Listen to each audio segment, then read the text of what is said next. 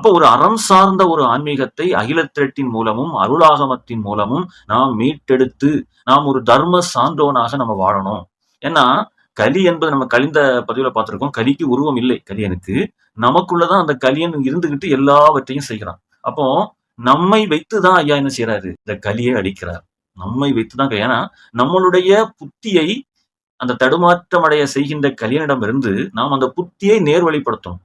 கரெக்டா steady minded அப்படின்னு சொல்லுவோம். அதாவது நம்மளுடைய அந்த புத்தியானது ஒரு நடுநிலையோடு இருந்து ஷார்ப்பா இருந்து செய்யும் போது கலியன் அங்க வந்து நமக்கு என்ன பண்ண முடியாது?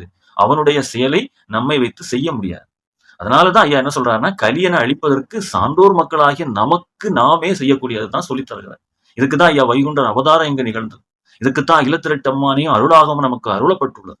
ஆக இப்படி ஒரு சிறப்பான ஒரு விஷயத்தை நம்ம கொண்டு சேர்க்கணும். இதைதான் நம்ம அறம் சார்ந்த ஆன்மீகம் அப்படின்னு நம்ம கொண்டு வரோம். அகிலத்திரட்டு அழகா சொல்லி பாருங்க.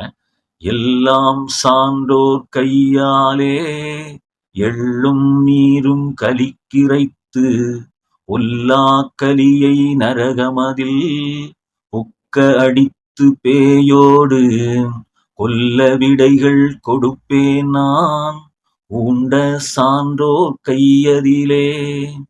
இந்த எள்ளும் நீலும் களி கிடைக்கணும்னு சொல்றாரு. இந்த எள்ளும் நீரும் என்ன பண்ணுவாங்க? ஒருத்தர் இறந்து போனா கர்ம கடன் கழிக்கிறது மாதிரி.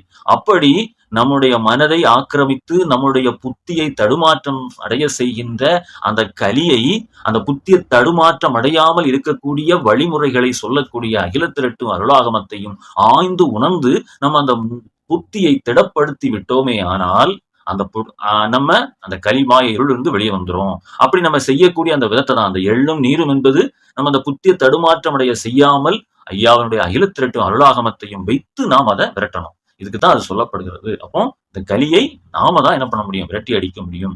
அதற்கு வழியாகவும் வெளியாகவும் இருப்பவர் ஐயா வைகுண்டம். இதை நம்ம உணரணும். அப்போ